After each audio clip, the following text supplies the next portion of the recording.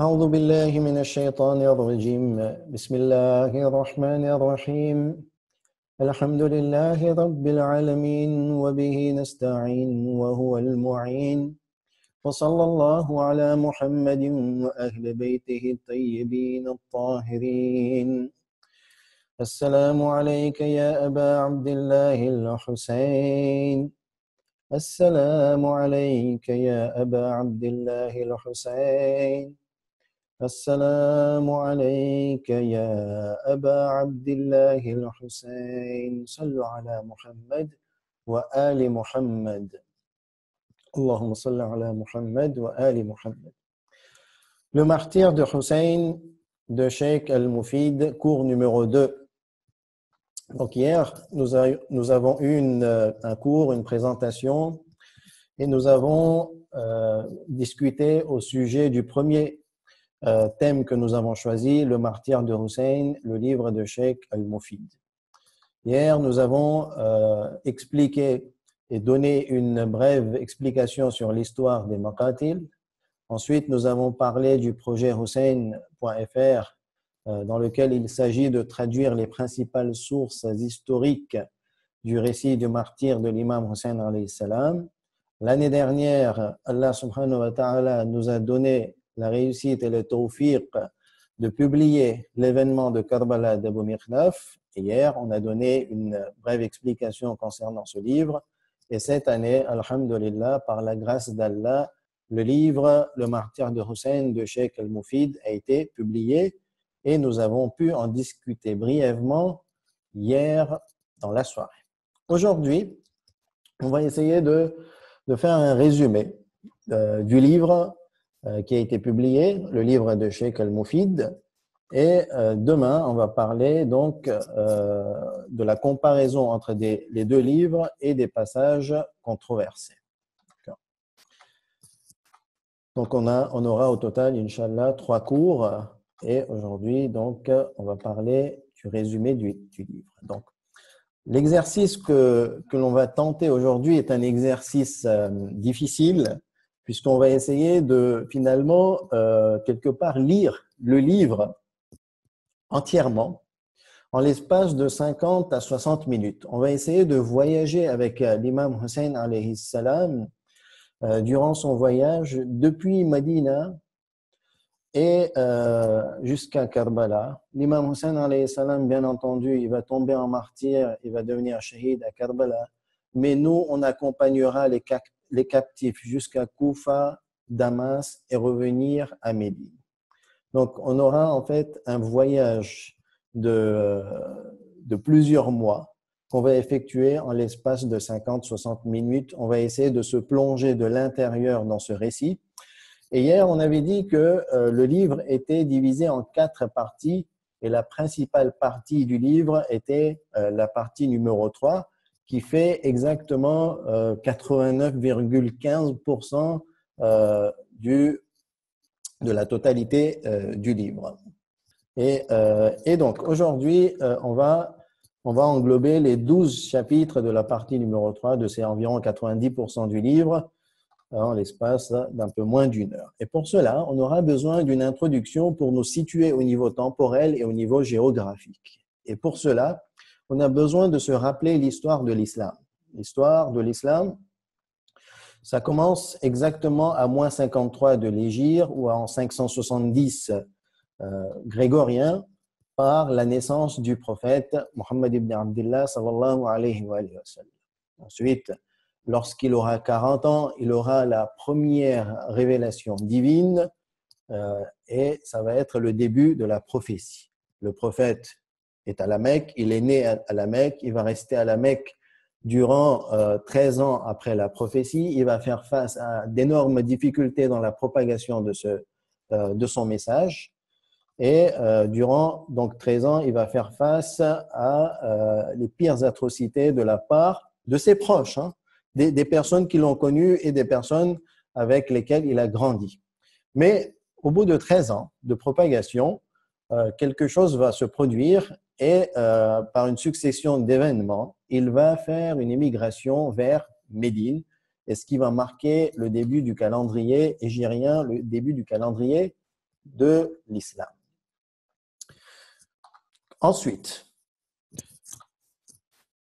j'ai marqué ici une date importante. Donc, après l'hégire, il y aura beaucoup d'événements, il y aura des batailles, il y aura des guerres, il y aura bien entendu donc le fondement de la première gouvernance et du premier gouvernement islamique, celui du prophète.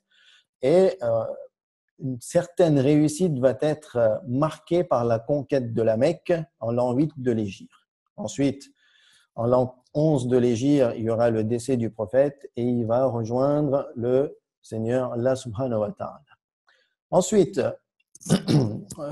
avec l'événement de la Saqifa, et on sait très bien ce qui s'est passé, le débat sunnite-chiite, je n'ai pas envie de rentrer dedans, mais au niveau historique, Abu Bakr deviendra calife pour quelques mois, et en l'an 13 de l'hégire, après son décès, ça va être Omar ibn al-Khattab qui deviendra calife. Ce dernier sera assassiné par Abu Lu'lu et Othman deviendra calife suite à la Shura des 6 personnes et on va dire tout le jeu politique qu'il y a eu lieu.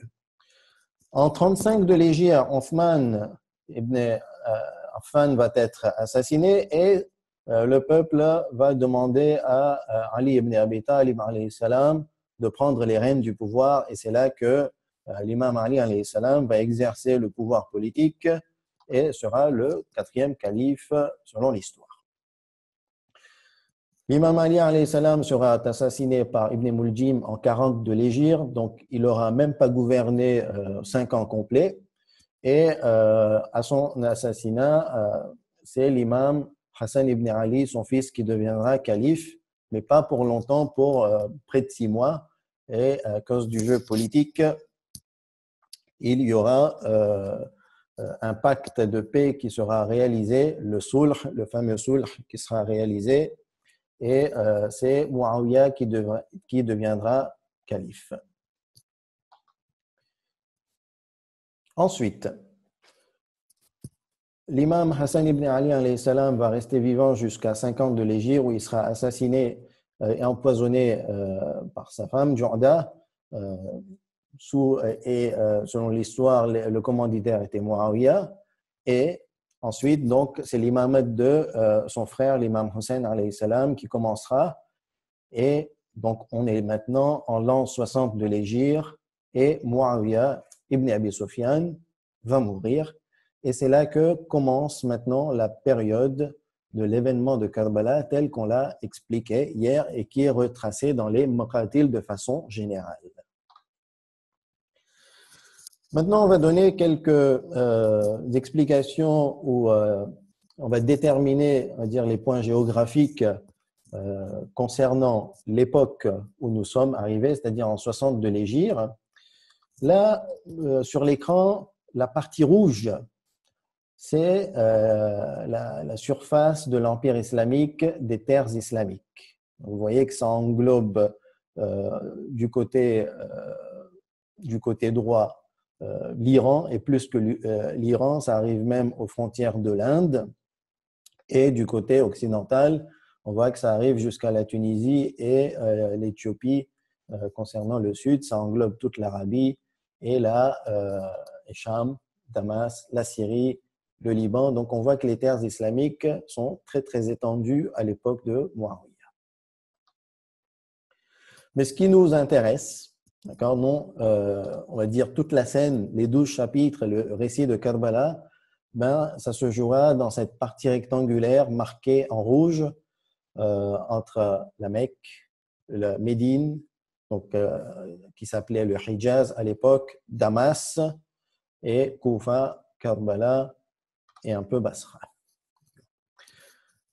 Je vais maintenant vous faire un rappel général des principales dates de l'événement de Karbala. Il y en a 10, j'en ai choisi 10, les 10 principales dates. La première date, selon le livre Le martyr de Hussein de Sheikh al-Mufid, Amir Rajab, Muawiyah meurt et donc Yazid prend les rênes du califat. Juste une petite note, dans le livre d'Abu Mikhnaf, ici la première date commençait en début Rajab, le premier Rajab, alors que chez Sheikh Mufid, c'est en mi Rajab. La seconde date, c'est le 28 Rajab au soir, où l'imam Hussein alayhi salam va quitter Médine pour aller vers la Mecque et il va rejoindre la Mecque le 2 Sha'ban au soir, donc la nuit du 3 Sha'ban. Ensuite, le 10 Ramadan, donc plus d'un mois après son entrée à la Mecque, les lettres des habitants de Koufa lui parviendront et l'inciteront à rejoindre Koufa. Donc, il enverra son émissaire, comme on le verra dans le résumé, Muslim ibn Aqil, qui arrivera à Koufa le 5 Shawwal, donc moins d'un mois après l'arrivée des lettres des habitants de Koufa. Sixième date, le 8 Dhil Hijjah, donc 2 jours avant le Eid al-Hajj, Eid al-Adha de l'an 60 de l'Hégire, l'imam Hussein alayhi salam va quitter la Mecque. Et le 9 Dhil Hijjah, donc le lendemain, Muslim ibn Aqil se fera assassiner après avoir été abandonné à Koufa. Donc vous avez vu sur la carte, hein, vous pouvez voir sur la carte les endroits où ça se joue. Et donc là maintenant, le 2 Muharram, on est à Karbala qui est marqué par le cercle rouge, le cercle jaune, pardon, sur la carte. Le 2 Muharram, l'imam Hussein alayhi salam arrive à Karbala, qui est nommé aussi par d'autres noms comme Neynawa, Aqr, etc. La 9e date, c'est le 10 Muharram, qui est la date la plus importante et qui marque le martyre du petit-fils du prophète, l'imam Hussein ibn Ali alayhi salam. Et enfin, la 10e étape, ça va être le départ des captifs de Karbala à Koufa le 11 Muharram et leur périple sera très long. Donc, il y a ensuite divergence sur les dates. Le 40e de l'imam Hussein alayhi salam, donc le jour du Cheheloum, le Al-Ba'in, certains historiens disent qu'après leur périple entre Koufa et Damas, ils vont revenir à Karbala pour faire le ziyarat de l'imam Hussein alayhi salam, mais il y a divergence entre les historiens sur la date de leur périple et de leur parcours après avoir été captifs à Karbala. Donc, on va maintenant commencer quelque part l'étude ou le résumé de ce livre et la partie qui nous intéresse, la 3e partie du livre, qui va englober 12 chapitres. Ce sont exactement, en termes du titre, les mêmes chapitres dans l'événement de Karbala d'Abu Mikhnaf, le premier livre. Et ce qu'on a voulu faire, c'est qu'on va avancer chapitre par chapitre. Et j'ai choisi les principaux titres, sous-parties et sous-chapitres, et des extraits que j'ai considérés importants pour comprendre l'histoire. D'accord? Donc, on va avancer avec l'imam Hussein alayhi salam depuis la mort de Muawiyah et son départ à Médine jusqu'au retour des captifs en lisant les extraits de ce livre.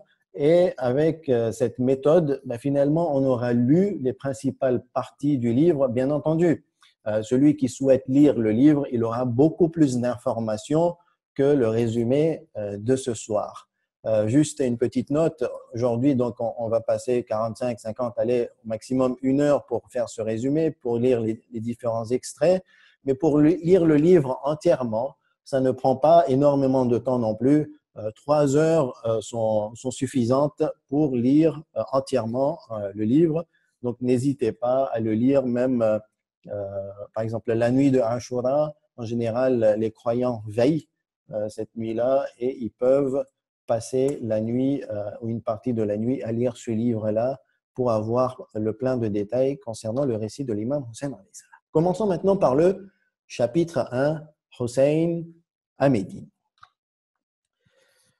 Donc, pour ceux qui ont le livre, ils peuvent suivre par le sommaire, mais par l'écran, ça va être suivre avec l'écran, ça va être beaucoup plus facile vu les extraits qu'on a choisis, et je vais faire intervenir différentes personnes pour m'aider dans la lecture des extraits. Donc, je vais commencer, moi, personnellement, à lire le chapitre 1, les extraits, avec la mort de Muawiyah en Rajab de l'an 60 de l'Hégire. Lorsque Muawiyah mourut à la Rajab de l'an 60 de l'Hégire, Yazid écrivit à Walid ibn Utba ibn Abi Sufyan, son frère de lait, gouverneur de Muawiyah à Médine. Donc, c'était son représentant. Et Yazid donc va le maintenir à sa place et il lui demande via cette lettre d'obtenir l'allégeance de Hussein alayhi salam pour lui sans lui laisser de délai. Donc de lui mettre la pression et tout de suite de lui prendre l'allégeance pour que cette affaire soit réglée. Walid s'exécuta la nuit même et convoqua Hussein alayhi salam. Hussein donc maintenant est convoqué et se retrouve chez Walid et lorsqu'il sera chez Walid, il va trouver Marwan ibn Hakam à ses côtés. Vous savez, c'est qui Marwan ibn Hakam? Marwan ibn Hakam, il a une histoire très longue. Il va finir par devenir calife. C'était parmi un des comploteurs contre le prophète. Et le prophète, on va dire, avait mis en garde contre Abu Sufyan, Marwan ibn Hakam, qui était cousin. Et Marwan était le gouverneur de Muawiyah avant Walid ibn Utbah. D'accord. Donc, il a une place importante. Il y avait des tensions entre Walid et Marwan, c'est normal, parce que Walid a remplacé Marwan, il lui a pris sa place. Ils ne s'aimaient pas, ils ne se voyaient pas. Mais là, Walid remarque que la décision à prendre est une grande décision. Mettre la pression sur le petit-fils du prophète n'est pas une petite affaire. Et donc, il va céder de Marwan ibn Hakam pour mettre une pression sur l'imam Hussein alayhi salam. Donc, Walid lui annonça la mort de Muawiyah à l'imam Hussein, ce à quoi Hussein alayhi salam dit « Certes, nous sommes à Allah, inna lillahi wa inna ilayhi raji'un ». Puis, il lui lut la lettre de Yazid, y compris le passage dans lequel ce dernier lui ordonnait de prendre le serment d'allégeance de Hussein. Donc, les affaires, on va dire, sont claires. Walid lui dit, il faut que tu prêtes allégeance pour Yazid. L'imam lui répond, je ne te vois pas te suffire de mon allégeance secrètement, tant que je ne l'annonce publiquement afin que les gens le sachent. L'imam, enfin, politicien, il lui demande un délai. Walid lui dit, OK.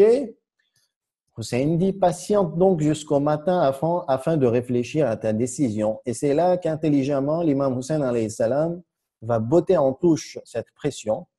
Dans le livre, vous aurez plus de détails et vous allez voir que Walid va mettre, Marwan ibn Hakam va mettre une pression sur l'imam Hussein alayhi salam. Le départ de Hussein alayhi salam, donc l'imam Hussein, après avoir évité cette pression et avoir prêté allégeance à Walid pour le compte de Yazid, il va éviter les gardes et les soldats et c'est là qu'il va quitter Médine durant cette nuit, c'est-à-dire un samedi soir, alors qu'il ne restait que 2 jours au mois de Rajab, c'est-à-dire le 29 Rajab.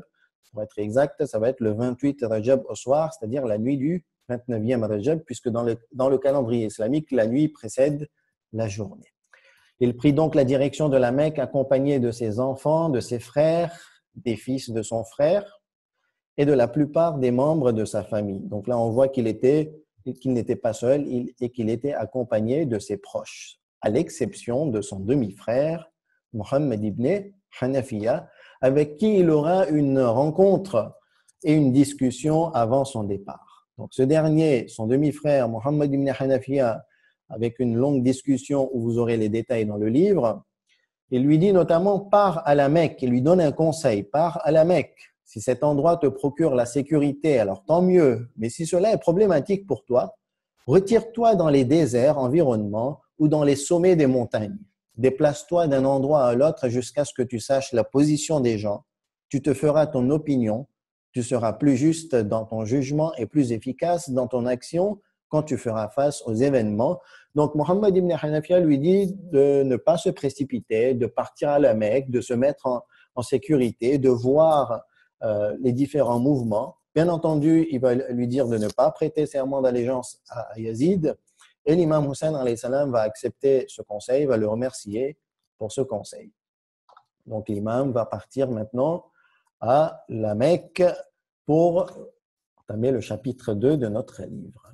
L'arrivée de l'imam Hussein à la Mecque. Donc là, on va demander maintenant pour changer au niveau de la voix à Sœur Céline de faire la lecture concernant les extraits du chapitre 2. Donc maintenant, on est à l'arrivée de l'imam Hussein à la Mecque. Allez-y. Après s'y être installés, les gens de la Mecque venaient lui rendre visite ainsi que ceux venus de loin et ceux venus accomplir le Umrah. Ibn Zubayr s'était installé près de la Kaaba. La présence de Hussein alayhi salam à la Mecque était pesante pour Ibn Zubayr car il savait que le peuple du Hijaz ne lui prêterait pas allégeance tant que Hussein alayhi salam serait parmi eux. Il en était ainsi car Hussein alayhi salam était plus digne de l'obéissance du peuple que lui, c'est-à-dire Ibn Zubayr. Donc, dès l'arrivée de l'imam Hussein alayhi salam, on voit que les gens le fréquentent, les gens le visitent. Donc, l'imam Hussein alayhi salam va commencer à tenir un discours. On voit aussi que la présence d'Ibn Zubayr, Abdullah ibn Zubayr, qui quelque part se voit en rival de l'imam Hussein alayhi salam pour prendre du pouvoir. Donc, cette présence va créer un jeu politique entre l'imam Hussein alayhi salam et Abdullah ibn Zubayr. On avance. À Koufa, les chiites se rassemblèrent dans la maison de Sulayman bin Surad. Ils y évoquèrent la mort de Muawiyah, louèrent Allah pour cet événement avant que Sulayman ne prenne la parole. Muawiyah est bel et bien mort, et Hussein alayhi salam a refusé de prêter serment d'allégeance et est parti à la Mecque. Vous êtes ses partisans et les partisans de son père. Si vous êtes confiants sur le fait de pouvoir le soutenir et combattre ses ennemis, alors faites-le lui savoir. Cependant, si vous avez peur ou craignez la débâcle, alors ne le dupez pas au risque de sa propre vie. Ils répondirent, « Non, nous combattrons sans aucun doute ses ennemis et nos vies seront sacrifiées pour lui. » Alors ils écrivirent comme suit. Par le nom d'Allah, le tout miséricordieux, le très miséricordieux.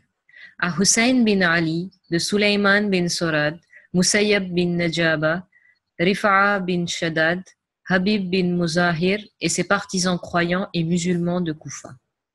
Que la paix soit sur toi. Nous faisons auprès de toi les louanges d'Allah, en dehors duquel il n'existe aucune divinité. Louange à Allah qui a détruit ton ennemi, l'oppresseur entêté qui avait l'emprise sur la communauté, qui avait pris de force son autorité, qui avait usurpé ses butins et pris le contrôle sans le consentement des gens. Ensuite, il tua les meilleurs et conserva les mauvais. Il fit circuler les richesses d'Allah entre les tyrans et les riches. Qu'il soit maudit comme l'a été le peuple de Samoud. Nous n'avons aucun imam. Aussi, viens, peut-être qu'à travers toi, Allah nous unifiera sous la bannière de la vérité. Nous ne nous joignons pas à Nu'man bin Bashir, installé dans le palais du gouverneur, pour la prière du vendredi, ni pour les prières de l'Eid. Dès que nous apprendrons que tu acceptes de venir à nous, nous le chasserons vers la Syrie si Allah le veut. Donc cette lettre, elle est quand même très explicite. On voit que les partisans de l'imam Hussein alayhi salam à Koufa, c'est-à-dire en Irak, ont pris la nouvelle de son refus de prêter un serment d'allégeance à Yazid. Ils ont su qu'il est parti à la Mecque pour se mettre en sécurité. Donc ces partisans ont commencé à agir, se sont rassemblés et on voit clairement qu'ils veulent s'engager pleinement avec l'imam Hussein alayhi salam. Et lorsqu'on voit dans la lettre, nous n'avons aucun imam, aussi bien peut-être qu'à travers toi, Allah nous unifiera sous la bannière de la vérité. Donc, il demande à l'imam Hussein alayhi salam de venir à Koufa pour qu'il soit leur imam, leur guide politique, leur guide religieux. Et c'est là que l'imam, il va continuer à recevoir des lettres et des messagers de la part des gens de Koufa. Et après avoir pris connaissance de ce mouvement et l'ampleur de ce mouvement, l'imam va répondre à ces gens par la lettre suivante. Les messagers se retrouvèrent tous auprès de Hussein alayhi salam, qui lut les lettres et les interrogea sur l'état et la position des gens. Ensuite, il répondit par le biais de Hani bin Hani et Saïd bin Abdallah, qui furent les derniers messagers venus. Par le nom d'Allah, le tout miséricordieux, le très miséricordieux. De Hussein bin Ali, aux notables parmi les croyants et les musulmans. Hani et Saïd m'ont bel et bien apporté vos lettres, et ils sont les deux derniers messagers venus à moi de votre part. J'ai compris tout ce que vous avez décrit et mentionné. La plupart des lettres stipulent: Nous n'avons pas d'imam parmi nous. Viens pour qu'Allah nous unisse à la faveur de ta présence dans la guidance et la vérité. Je vous envoie mon frère et mon cousin, Muslim bin Aqil, qui est mon homme de confiance parmi mes proches. S'il me répond en me disant que vos notables et les hommes vertueux et doués d'intelligence sont unis comme vos messages me l'ont rapporté, et comme je l'ai moi-même lu dans vos lettres, je viendrai à vous hâtivement, si Allah le veut. Je jure que n'est imam que celui qui gouverne selon le livre, le Coran, se conforme à la justice, professe la religion vraie et dédie sa personne à l'essence d'Allah. Que la paix soit sur vous. Une lettre avec énormément d'enseignements, une lettre extraordinaire de l'imam Hussein alayhi salam. Malheureusement, nous n'avons pas le temps d'analyser cette lettre, de retirer les enseignements. L'année dernière, lorsqu'on a eu les cours sur l'explication du livre L'événement de Karbala d'Abou Mikhnaf, on a lu exactement la même lettre.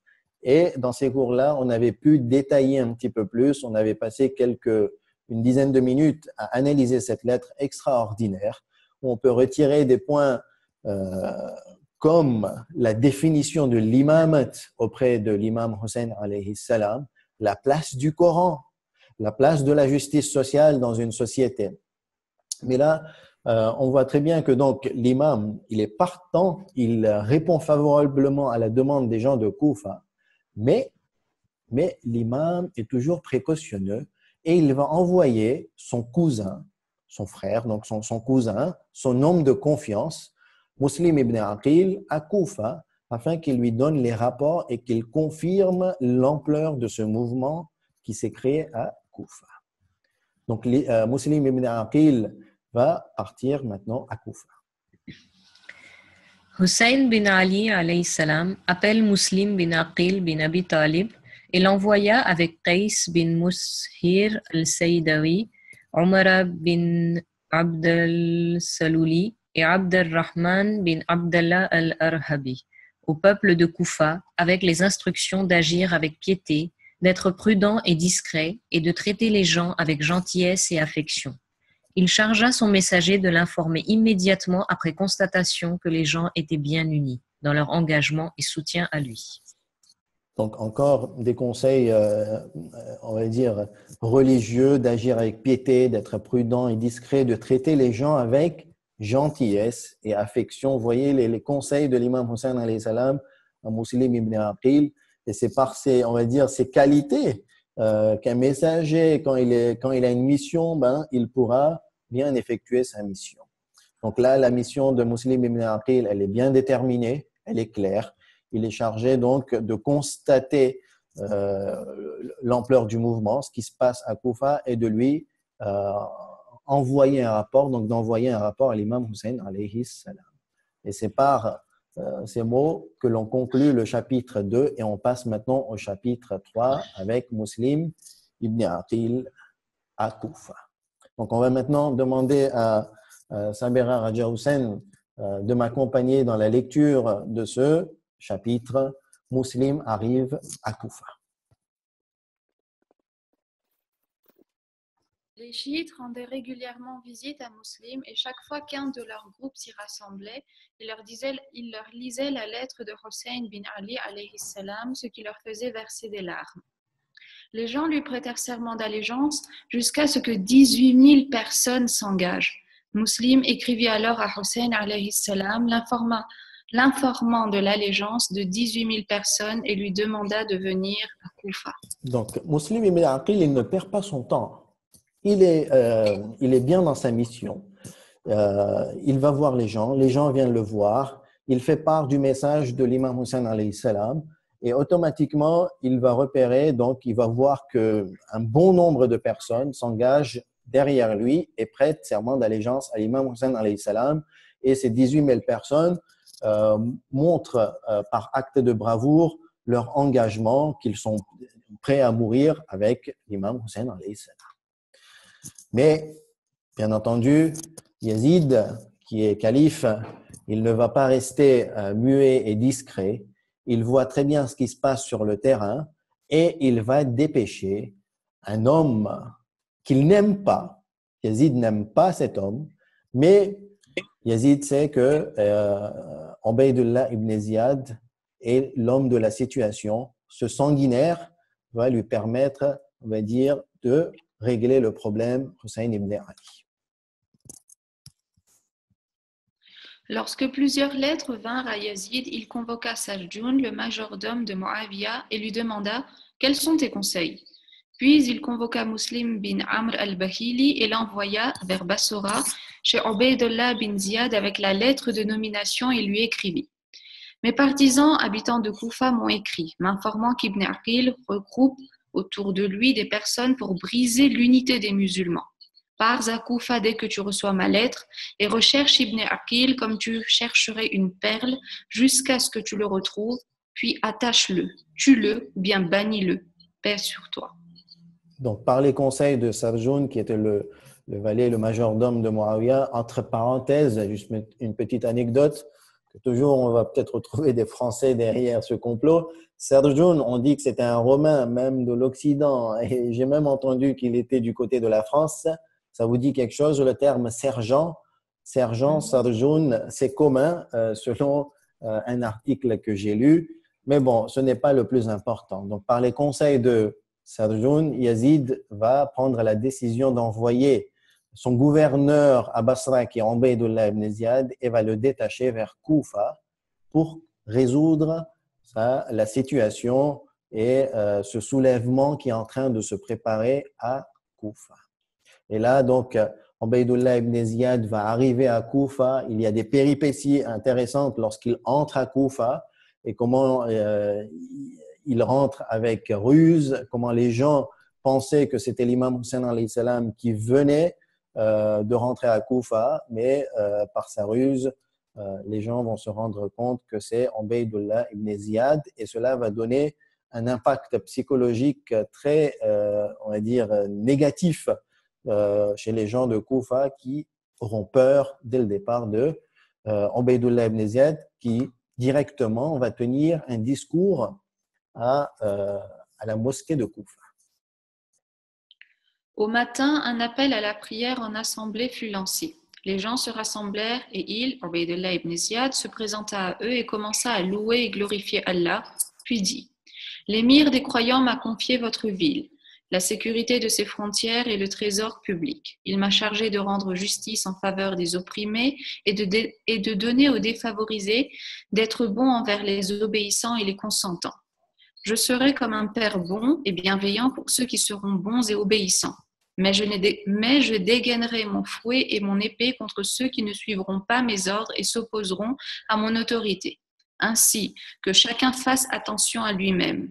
La véracité préservera votre vie et non la mise en garde. » Donc, même s'il tente de tenir un discours un peu équilibré en montrant qu'il veut être bon, rendre justice, mais on voit très bien que le caractère de son discours menaçant, d'accord, et qui veut mettre une menace de violence sur la population de Koufa.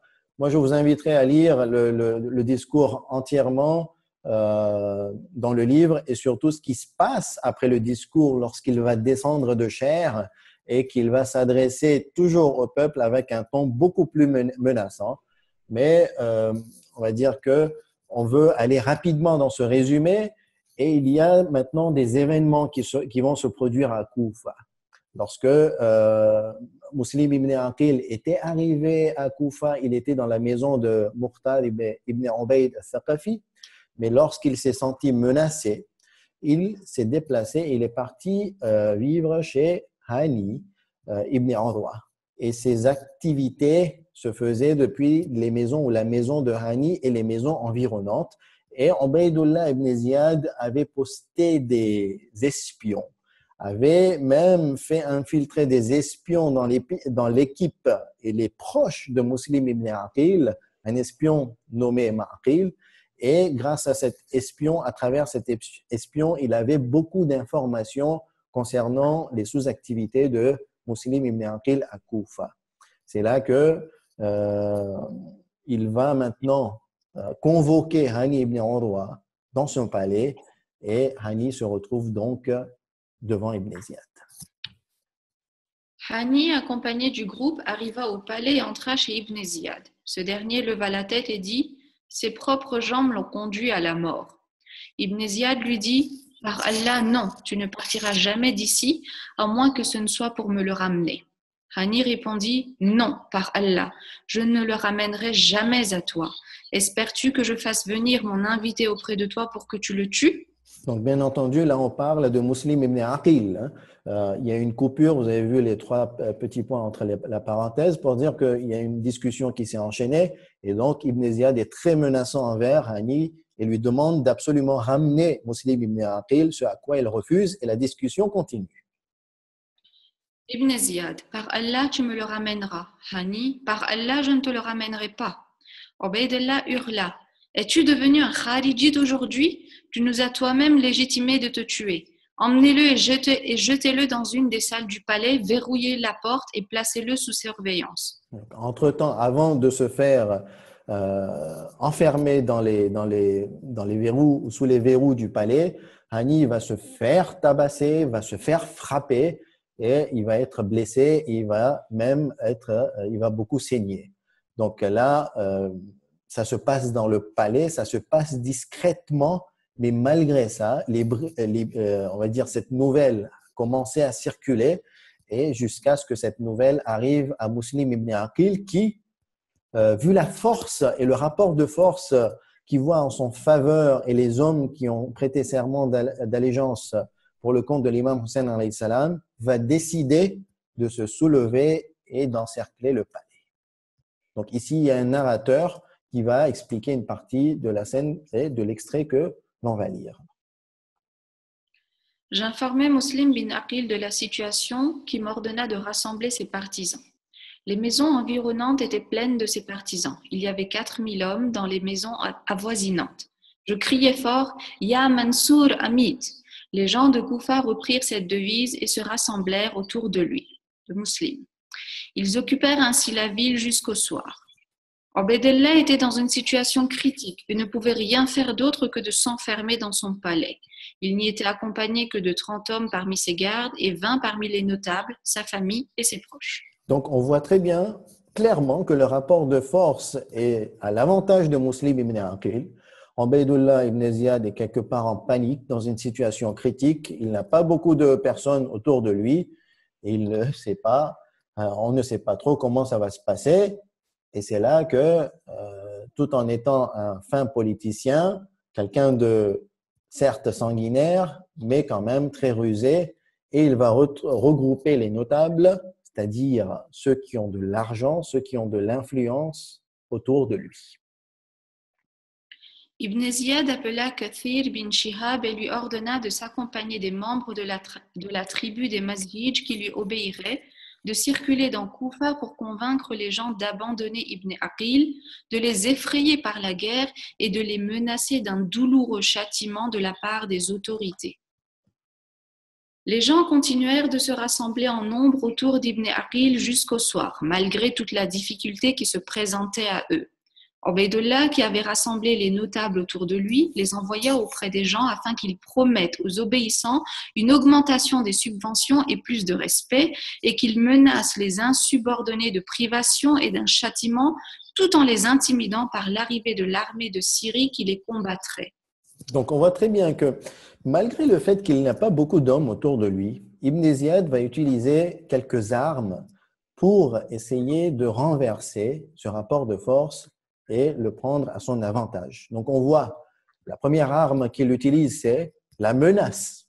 Il n'y a pas d'armée avec lui, mais il va menacer les gens, les faire peur, parce que Ibn Ziyad est connu comme quelqu'un de sanguinaire, donc il a une espèce d'impact psychologique dès le départ sur les gens. Il a une image et il va utiliser cette image de personnes menaçantes, de personnes qui fait peur. De l'autre côté, la seconde arme, c'est les notables qui viennent avec leur argent et il va essayer justement de prendre les gens avec lui avec de l'argent en leur promettant les biens, en les promettant de l'argent, en les promettant des rentes, etc. Et donc, par ces principales deux armes, il va, on verra, commencer maintenant à changer le rapport de force en sa faveur. Et bien entendu, vous avez déjà entendu parler du récit de Karbala de façon générale et globale. Vous savez que lorsqu'on parle de personnes et qu'on dit que c'est un koufi, cela marque que le Koufi, c'est quelqu'un qui ne respecte pas sa parole, c'est un menteur, et c'est celui qui trompe, c'est celui qui abandonne, c'est celui qui trahit. Et, euh, et il y a un jeu politique qui s'est joué en l'espace de 24 heures où Muslim ibn Aqil avait un rapport de force à son avantage, et au bout de 24 heures, ben finalement, il se retrouve abandonné, il se retrouve seul. Les gens continuaient à se disperser et à se sauver, de telle sorte que jusqu'au soir, Ibn Aqil n'était accompagné que de 30 hommes à la mosquée lorsqu'il pria la prière du coucher du soleil. Il regarda autour de lui et ne ressentit aucune présence pouvant lui indiquer le chemin ou l'escorter jusqu'à une maison ou protéger sa personne en cas d'attaque de l'ennemi. Il erra dans les allées de Koufa, ne sachant où aller. Vous vous rendez compte, cette personne avait 18 000 personnes, donc près de 20 000 personnes avec lui il y a 24 heures, d'accord, au matin. Et là, au soir, plus personne, il est seul, il n'a plus personne à côté de lui. C'est quand même une situation, on va dire, extraordinaire au niveau des leçons à prendre. Mais qu'est-ce qui s'est passé? Mais qu'est-ce qui est arrivé à ces gens de Koufa qui ont demandé à l'imam Hussein alayhi salam de venir à Koufa, qui se sont engagés par leur vie, qui se sont engagés auprès de Muslim ibn Aqil, mais ils l'abandonnent. Donc maintenant, Muslim va se réfugier chez Taou'a qui va lui donner refuge, mais les espions de Ubaydullah ibn Ziyad vont finir par le retrouver chez Taou'a et ils vont finir par le neutraliser. Il y aura une bataille et on va lire quelques extraits. Quand Muslim entendit le bruit des sabots des chevaux et les voix des hommes, il comprit qu'ils étaient venus pour lui. Lorsqu'ils assaillirent la maison, il sortit avec son épée. Muhammad bin Ash'ath s'adressa à Muslim. « Tu ne seras ni trahi ni dupé, alors ne te tourmente pas. Ces gens sont tes cousins, ils ne te tueront pas ni ne te feront de mal. » Muslim était blessé par les jets de pierre et épuisé de combattre. Alors il s'adossa au mur de cette maison. Muhammad bin Ash'ath réitéra sa parole. « La sécurité de ta vie est garantie. Rends-toi donc. » Donc, Muslim, après avoir lutté, il va entendre ces paroles de Muhammad ibn Ash'ath, cette promesse du aman, d'accord, donc de la sécurité de la vie. Et selon ce récit, donc, Muslim va répondre favorablement à cette promesse qui va s'avérer non tenue de la part de Muhammad ibn Ash'ath. Et après avoir été ramené devant Ibn Ziyad, après une longue discussion avec Ibn Ziyad, j'espère que vous pourrez la lire, elle est très intéressante. Au final, Ibn Ziyad va demander que Muslim se fasse tuer. Ibn Ziyad dit « Emmenez-le sur le toit du palais et tranchez-lui la gorge, puis jetez son corps après avoir balancé sa tête. » Ils l'emmenèrent à un endroit surplombant la place des sandaliers de notre époque. Il fut décapité, puis son corps fut jeté en bas après sa tête.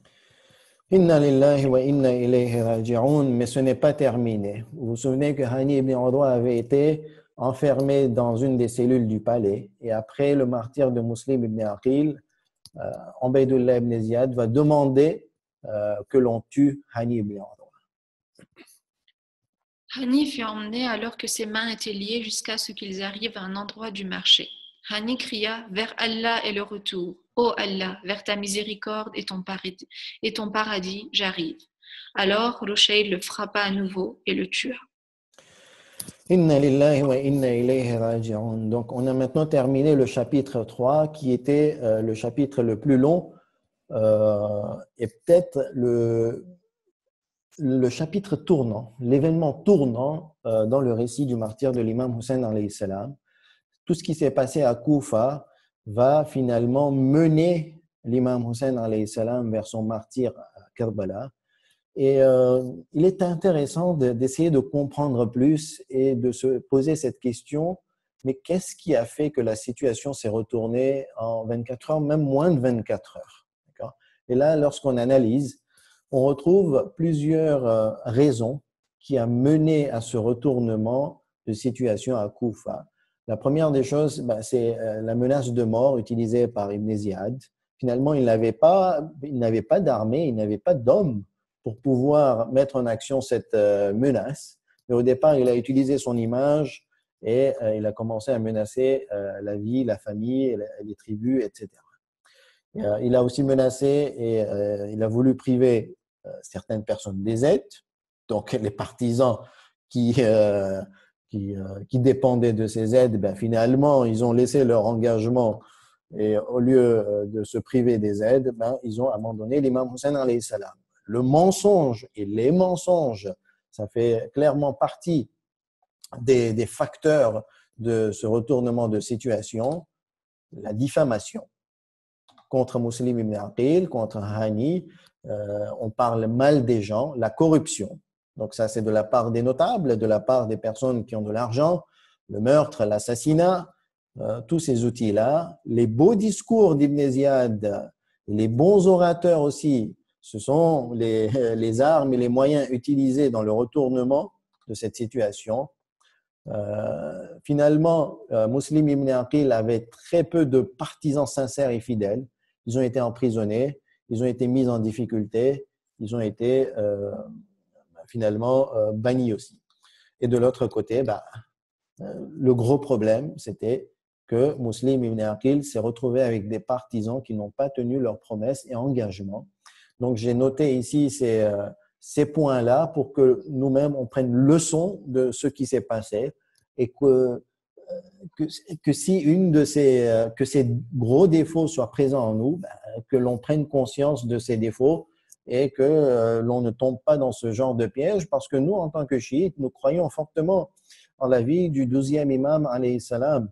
Tous les jours, nous essayons de penser à lui et nous voulons être avec lui pour faire partie de son gouvernement qui veut étendre la justice dans le monde, qui veut étendre la justice dans toute l'humanité, qui veut que la volonté divine de l'évolution et la totale évolution humaine et la parfaite évolution humaine se fasse par les mains du 12e imam alayhi salam et que nous soyons avec lui dans cette mission. Si on a cette envie, on ne peut pas se permettre d'avoir des défauts comme avaient les gens de Koufa. Ça, c'est clair. On va maintenant avancer avec le chapitre 4 et le départ de Hussein alayhi salam à la Mecque. Donc, on va maintenant demander à Shabar de m'accompagner dans la lecture et l'explication de ce chapitre. Donc, l'imam Hussein alayhi salam va quitter la Mecque. Le soulèvement de Muslim bin Aqil à Koufa eut lieu le mardi 8 Zilhadj de l'an 60 et il fut tué le mercredi 9 Zilhadj, le jour de Arafat. Quant à Hussein alayhi salam, il quitta la Mecque vers l'Irak le jour de la Tarwiyah, le même jour du soulèvement de Muslim, après être resté à la Mecque le reste du mois de Sha'ban, les mois de Ramadan, Shawwal, Zulqa'ada et 8 jours du mois de Zulhijjah de l'an 60. Durant son séjour à la Mecque, des gens du Hijaz et de Bassara étaient venus le voir et s'étaient joints à sa famille et à ses fidèles. Donc, par ce paragraphe, on a des explications et des détails sur le temps qu'est resté l'imam Hussein alayhi salam et sa famille à la Mecque et qu'il va quitter donc la Mecque le mardi 8 Dhul-Hijjah de l'an 60 de l'Hégire. Il ne pouvait plus achever le Hajj craignant d'être capturé à la Mecque et envoyé à Yazid bin Muawiyah. Alors il quitta précipitamment la Mecque avec sa famille, ses enfants et tous les partisans qu'il avait rejoints. Il n'avait pas reçu les nouvelles de Muslim car il quittait la Mecque le même jour que son soulèvement, tel que nous l'avons cité. Donc ici, la première phrase nous donne clairement une explication sur la raison du fait qu'il va quitter la Mecque. D'accord ? Il était très menacé par les hommes de Yazid et donc pour éviter d'être assassiné dans l'enceinte sacrée de la Mecque, pour éviter qu'un bain de sang se produise, il a voulu rapidement quitter la Mecque avant l'accomplissement du Hajj. Et ce détail, il va nous servir dans le sujet numéro 2 lorsqu'on va parler des différentes opinions, des différentes visions, des différentes théories sur la philosophie du soulèvement de l'imam Hussein alayhi salam. Donc, essayons de le retenir. Ensuite, lorsqu'il va sortir de la Mecque, il va, à la sortie de la Mecque, il va rencontrer un personnage important, reconnu dans le monde islamique et arabe. C'est un poète, il s'appelle Farazdaq, avec qui il aurait une discussion intéressante. Voici un extrait, on va dire, de cette discussion et que moi j'ai trouvé très important. Puis il me demanda, parle-moi des gens que tu as laissés derrière toi. Donc, puis il me demanda, c'est l'imam Hussein alayhi salam qui demande à Farazdak, qu'est-ce qui se passe à Koufa, les gens qui sont derrière toi? L'imam répond. Je dis, tu as demandé à celui qui connaît très bien la situation. Les cœurs des gens sont avec toi, mais leurs épées sont contre toi. Le décret descendra du ciel et Allah fera ce qu'il désire. Donc là, il y a une réponse de Farazdak qui va rester jusqu'à nos jours. Elle est très, très célèbre, cette réponse. Les cœurs des gens sont avec toi, mais leurs épées sont contre toi. D'accord. Ce qui marque cette dualité, cette ambivalence ou quelque part cette hypocrisie des gens est que finalement, tout révolutionnaire, tout réformateur fait face à ce genre de phénomène. Ensuite, il y aura Abdullah ibn Ja'far al-Tayyar, qui est donc le mari de la sœur de l'imam Hussein alayhi salam, le mari de Zaynab, salamullahi alayha, qui va inciter le gouverneur de la Mecque, qui est Amr ibn Sa'id, l'Ashdaq, et il va le demander de retenir l'imam Hussein alayhi salam. Abdullah ibn Ja'far, avant cela, va écrire aussi une lettre à l'imam Hussein alayhi salam en lui envoyant ses deux fils. Et dans cette lettre, donc, on va retrouver le passage suivant. Abdallah bin Ja'far écrivit une lettre à Hussein ibn Ali qu'il envoya avec ses deux fils, Aoun et Mohammed. Je te demande par Allah de renoncer à ce voyage. Lorsque tu liras ma lettre, je suis très préoccupé par la direction que tu as prise, car celle-ci va entraîner ta perte et la disparition de ta famille. Et si tu arrives à disparaître aujourd'hui, alors s'éteindra la lumière de cette terre, car tu es l'étendard des guidés et l'espérance des croyants.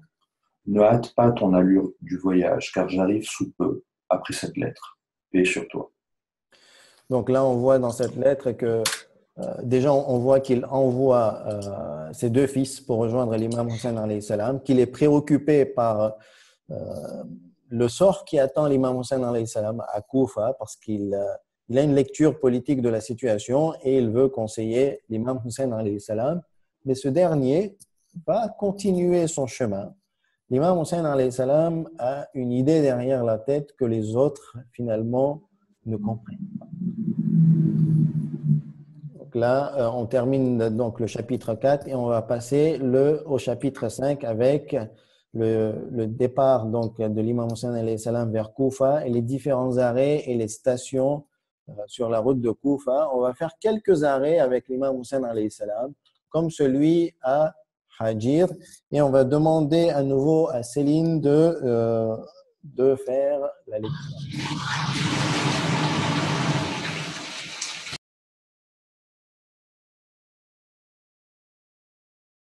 Salam atteignit Hajir, situé à Batn al-Rouma. Il dépêcha Qais bin Mushir al-Saydawi vers Koufa. Dans d'autres récits, il a été rapporté qu'il s'agissait de Abdallah bin Yaqtur, son frère de lait. Hussein alayhi salam n'avait pas encore reçu la nouvelle du martyre de Muslim bin Aqil. Donc l'imam alayhi salam n'est pas informé de ce qui se passe à Koufa et il envoie donc un autre messager, Qais ibn Mushir, qui va être porteur du message pour confirmer aux gens de Koufa que l'imam Hussein alayhi salam va les rejoindre rapidement.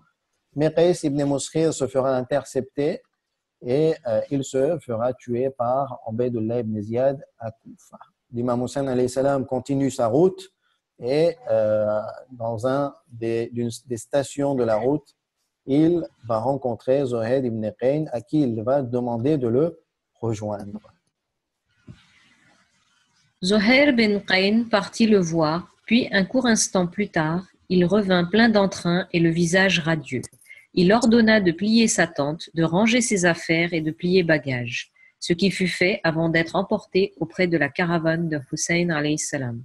Puis il dit à sa femme, « Tu es libre, je te répudie. » Rejoins ta famille, car je ne veux pas qu'il t'arrive du mal à cause de moi. Je souhaite uniquement ton bien. Il dit à ses compagnons, celui qui souhaite m'accompagner, qu'il vienne. Autrement, c'est notre dernière rencontre. Donc, ce récit, il est très très beau, il faut le lire en entier. Zuhair ibn Qayn, qui était réticent de répondre, on va dire, à l'appel de l'imam Hussein alayhi salam, mais après insistance de sa femme, il va voir l'imam Hussein alayhi salam, et donc dans ce passage, on voit qu'il change de décision rapidement. C'était comme si en l'espace d'un instant, tout avait changé pour lui et qu'il a pris son destin en main. Et certes, à aucun moment, il n'a fauté, il a fait ce qu'il fallait. Et Zuhair ibn Qayn va être un des meilleurs compagnons de l'imam Hussein alayhi salam, un des plus courageux, un qui va être à ses côtés jusqu'à son martyre. Ensuite, on passe à Tha'alabiya, où une nouvelle importante va arriver aux oreilles de l'imam Hussein alayhi salam. Nous dîmes, par Allah, nous t'avons exempté de les lui demander et t'avons déchargé de cette tâche. Cet homme est un des nôtres, quelqu'un de raisonnable, véridique et intelligent. Il nous a rapporté qu'il avait quitté Koufa seulement après la mise à mort de Muslim et de Hani et qu'il les a vus se faire traîner par les pieds sur la place du marché. Il dit, certes, nous sommes à Allah et c'est à lui que nous retournerons. Que la miséricorde d'Allah soit sur eux deux. Et répéta cela plusieurs fois. Donc, dans cette citation, l'imam Hussein alayhi salam apprend la mort de Muslim ibn Aqil et il sait que maintenant la situation politique a changé. L'imam et ses compagnons, sa caravane, vont continuer le chemin jusqu'à s'approcher de Koufa, mais quelques stations avant Koufa, il y a la station de Zuhisma où il va rencontrer Hur ibn Yazid al-Tamimi.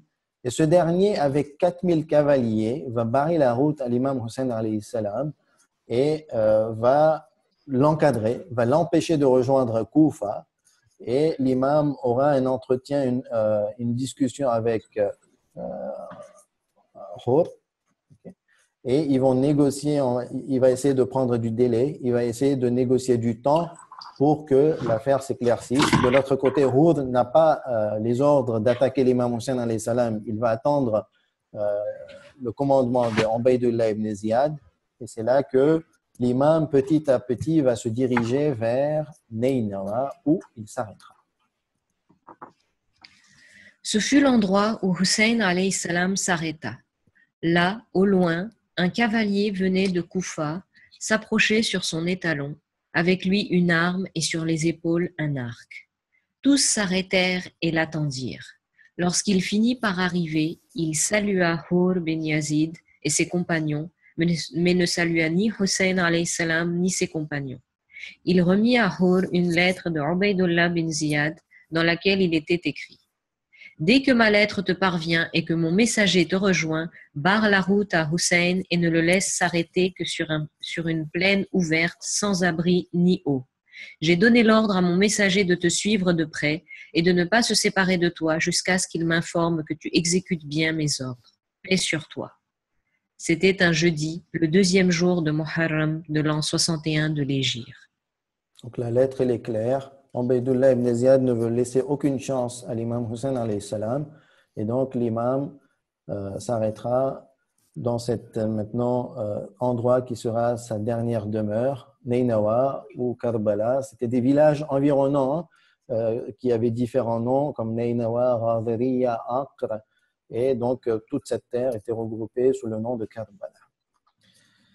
On arrive maintenant au chapitre 6 et Ibn Sa'ad, Omar ibn Sa'ad va être dépêché de la part de Ubaydullah ibn Ziyad à Karbala. Le lendemain, donc, 3 Muharram, Omar ibn Sa'ad ibn Abi Waqqas les rejoignit de Koufa avec 4000 cavaliers.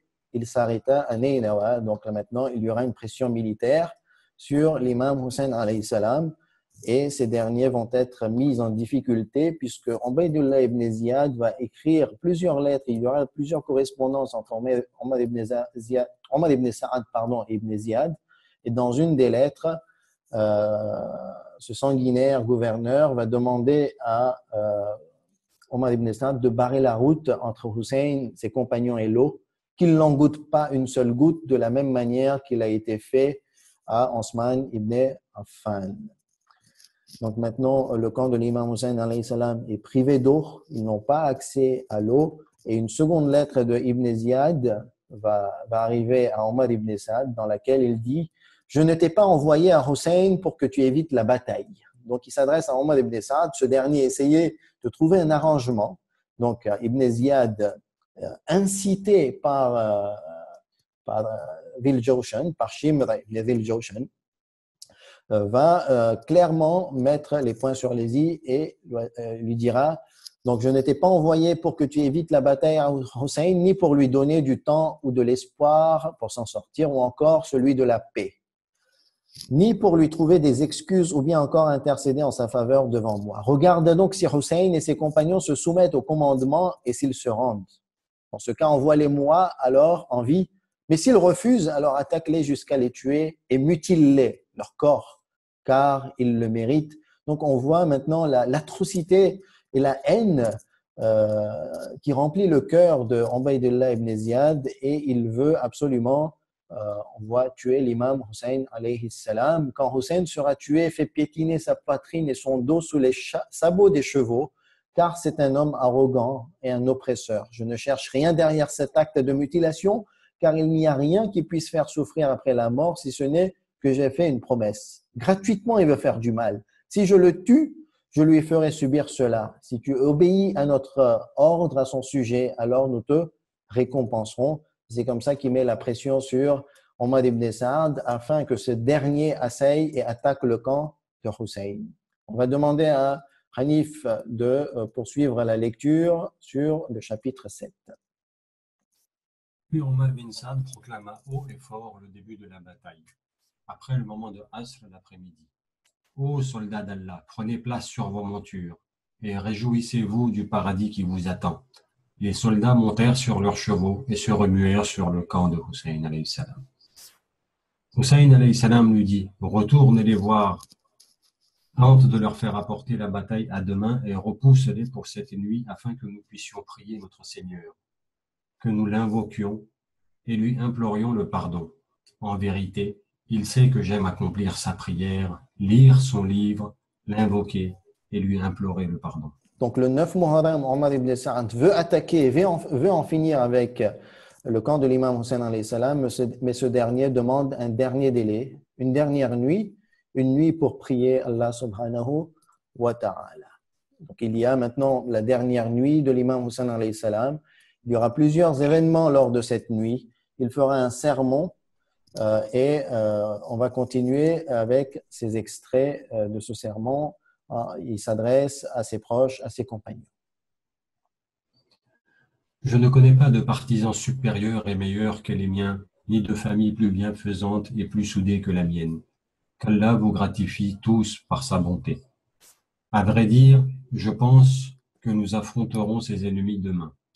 Sachez que je vous laisse partir. Partez tous librement.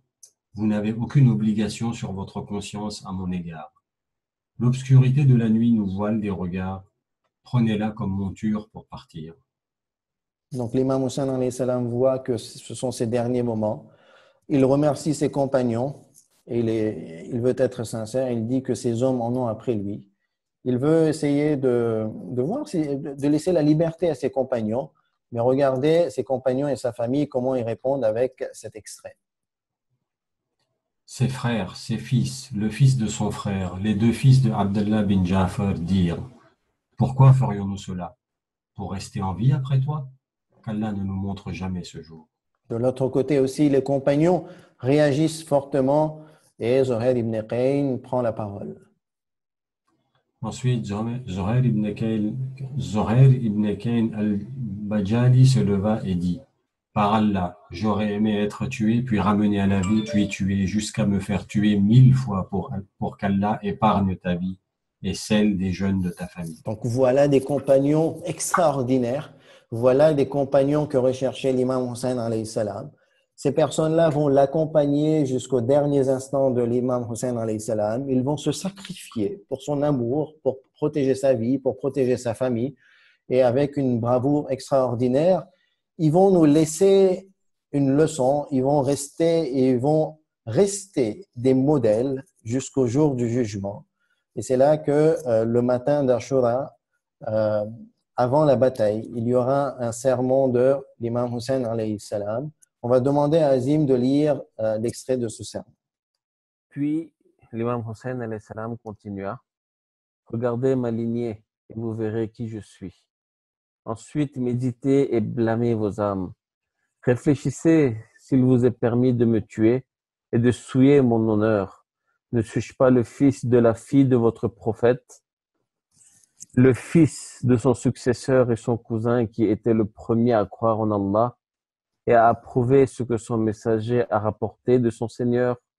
Hamza, le maître des martyrs, n'est-il pas l'oncle de mon père? Ja'far al-Tayyar, le martyr aux deux ailes, n'est-il pas mon oncle? Ne vous est-il pas parvenu cette parole du messager d'Allah nous concernant, mon frère et moi?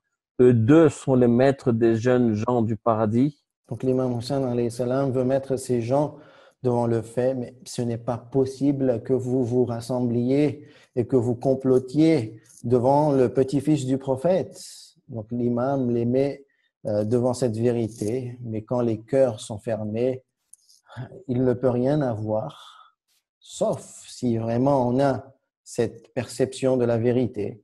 Et c'est là qu'on retrouve Hud ibn Yazid qui lui va donner cet exemple de repentir, cet exemple de pardon, cet exemple de basirat, cet exemple de vision et de clairvoyance de la vérité dans les moments les plus critiques.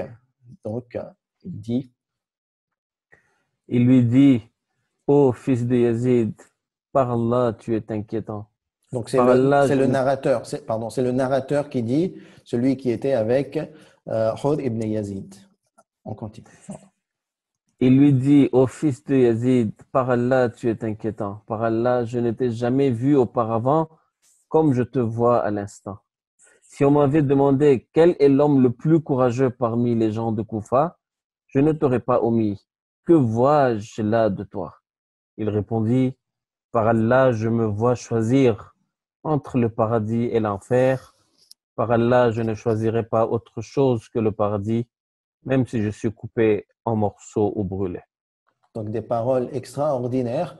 Et c'est là qu'il va rejoindre le camp de l'imam Hussein alayhi salam. Il va reconnaître son tort. Il va reconnaître qu'il ne s'attendait pas que ça finisse comme ça. Il va demander pardon à Allah subhanahu wa ta'ala et à l'imam Hussein alayhi salam. Et ce dernier, avec ce cœur extraordinaire, ce cœur grand, il va le pardonner avec une telle facilité.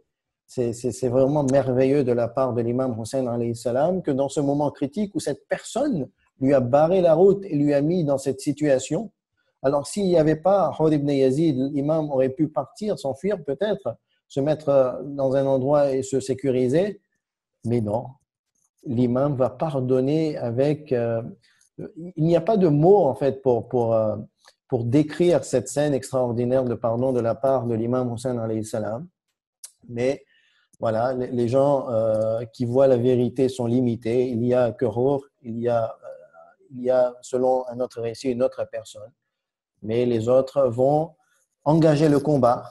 Et c'est là qu'on commence le chapitre 10. Le combat, la bataille va commencer. La bataille sera rude. Et là, on va lire juste à cette partie avec le dernier combat des compagnons. Donc au départ, ce sont les compagnons qui vont s'engager et qui vont tomber un à un. On continue. Le combat entre les compagnons de Hussein bin Ali alayhi salam et leurs ennemis faisait rage jusqu'à midi.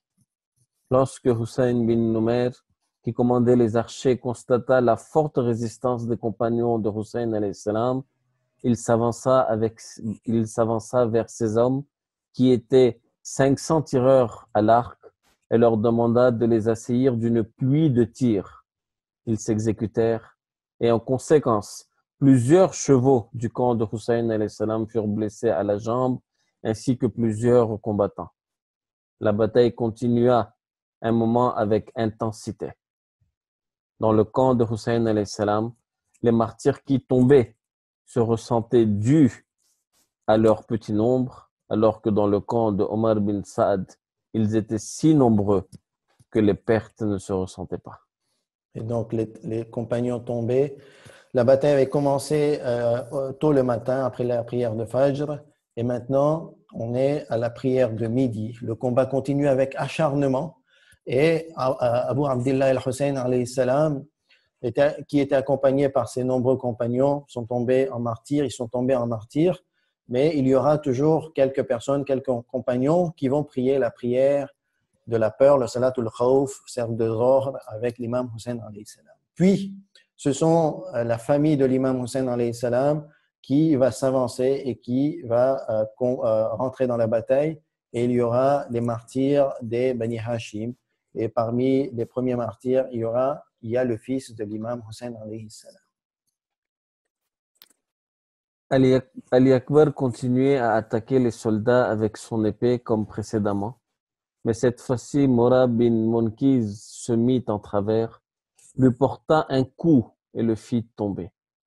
Il fut encerclé par les soldats qui le tranchèrent par leurs épées. Hussein alayhi salam se précipita sur lui, s'arrêta à ses côtés et dit « Qu'Allah fasse périr les gens qui t'ont tué, ô mon fils. Qu'ils sont insolents envers le miséricordieux en violant la sacralité du messager. » Alors que des larmes s'écoulaient sur son visage, puis il continua, « Après toi, que la terre devienne poussière. » Inna lillahi wa inna ilayhi raji'un, des moments d'une extrême difficulté pour ce père qui perd son fils devant lui, mais ce n'est pas fini, il va perdre un à un les membres de sa famille, ses frères. Et là, on est maintenant avec l'extrait du martyr de Abbas ibn Ali et ses frères. Il retourna donc à sa position de départ, donc l'imam Hussein alayhi salam, qui essaie de tenter d'avoir un peu d'eau pour apaiser la soif des enfants de son camp. Donc, il n'a pas réussi à avoir de l'eau. Donc, il retourna donc à sa position de départ alors que la soif continuait de s'intensifier. Entre-temps, les soldats encerclèrent Abbas ibn Ali et le séparèrent de Hussein. Ainsi, il combattit seul. Donc, Hazrat Abbas s'est retrouvé seul jusqu'à tomber en martyr. Ceux qui se chargèrent de le tuer après qu'il fut recouvert de blessures et qu'il ne puisse plus bouger étaient Zayd ibn Wadqa et Hakim ibn Tufayl as-Simbisi. Donc, là, l'imam alayhi salam se retrouve seul dans le champ de bataille. Il n'y a plus d'hommes. Et vient le moment de son martyr. On ne va pas réciter son martyr qui est extrêmement douloureux pour nous, puisque petit à petit, durant ces jours de Muharram, on veut vivre cette tristesse qui est une tristesse spirituelle pour nous. Et on va laisser le récit du martyr de l'imam Hussein alayhi salam pour le jour de Ashura. Mais juste cet extrait où Humayd ibn Muslim rapporte « Par Allah, je n'avais jamais vu une personne encerclée par autant d'hommes alors que ses enfants, sa famille et ses compagnons étaient tombés en martyr. Aussi sereine que lui et ayant un esprit aussi brave que le sien. » Donc après avoir vécu autant de difficultés, l'imam Hussein alayhi salam est serein parce qu'il est un homme divin. Il pense à Allah, tout ce qu'il fait c'est pour Allah, il est dans cette voie divine et donc il a cet esprit si brave. Lorsque les fantassins tentaient de s'en prendre à lui, il les attaquait avec son épée. Les fantassins le fuyaient à droite et à gauche, tout comme fuient les chèvres devant le loup qui attaque. Mais l'imam Hussein alayhi salam va finir par tomber en martyr. On va piétiner son corps, on va mutiler son corps et on va piller ses tentes et on va prendre ses proches, ses femmes, ses sœurs, ses filles et les autres personnes qui accompagnent cette caravane en tant que captifs et on va leur mettre en difficulté. Et donc, on est arrivé maintenant au dernier chapitre de ce livre. Les captifs seront amenés à Koufa, dans l'assemblée d'Ibn Ziyad. Et on va juste lire cet extrait extraordinaire de Zainab, la sœur de l'imam Hussein alayhi salam, dans laquelle on voit dans cet extrait, on voit son courage et la force de caractère de la fille de Ali alayhi salam. Donc Zainab dit, on va demander toujours à Azim de continuer la lecture. Zainab répliqua, « La louange est à Allah qui nous a honorés par son envoyé Muhammad sallallahu alayhi wa sallam et nous a purifiés pleinement. En revanche, le débauché est démasqué et les mensonges du pécheur sont mis au grand jour. Et nous ne sommes pas ce pécheur, qu'Allah soit loué. Il dit, comment juges-tu ce qu'Allah a fait subir à ta famille? Elle répondit, le martyr était leur destinée divine. Ainsi, ils s'engagèrent avec bravoure vers le lieu de repos éternel. Allah vous réunira, eux et vous, le jour de la résurrection, et vous argumenterez devant lui, et vous vous disputerez devant lui. Ensuite, les captifs et les têtes des martyrs seront dépêchés vers Damas. Les captifs seront emmenés à Damas où ils vont énormément souffrir sur la route. Lorsqu'on lit ce passage, après avoir envoyé les têtes de Hussein, Ubaydullah ibn Ziyad ordonna de préparer les femmes et les enfants de Hussein, tout comme il ordonna que Ali ibn Hussein, donc le quatrième imam alayhi salam, soit attaché avec des chaînes allant jusqu'au cou. Imaginez en fait la scène entre Koufa et Damas, Sham, qui prend des jours, de marche, et l'imam Ali ibn Hussein dans cette situation, la difficulté face à laquelle ils ont vécu, et on voit que c'est très très triste et très très douloureux, et ça nous fait mal au cœur de penser à ces scènes lorsque ces personnes que l'on aime vivent ce genre de difficultés. Les captifs sont maintenant dans l'assemblée de Yazid, le calife, et on revoit la sœur de l'imam Hussein, alayhi salam, Zainab, toujours avec cette force de caractère. Dans cet extrait, on la voit dire par Allah, non, Allah ne t'a pas donné ce droit à moins que tu ne renies notre religion et que tu professes une autre religion que la nôtre. En entendant cela, Yazid s'emportant de colère et dit, c'est comme ça que tu me fais face. Ce sont ton père et ton frère qui ont renié la religion. Mais Zainab dit, c'est par la religion d'Allah, celle de mon père et de mon frère, que vous avez été guidés, toi, ton père et ton grand-père, si tu es bien musulman. Donc, on voit comment elle fait face à ce tyran et qu'avec courage et bravoure, elle répond directement à Yazid. Et ensuite, après un séjour à Damas, dans le livre, on dit que les Ahl al-Bayt alayhimus salam sont ramenés à Médina.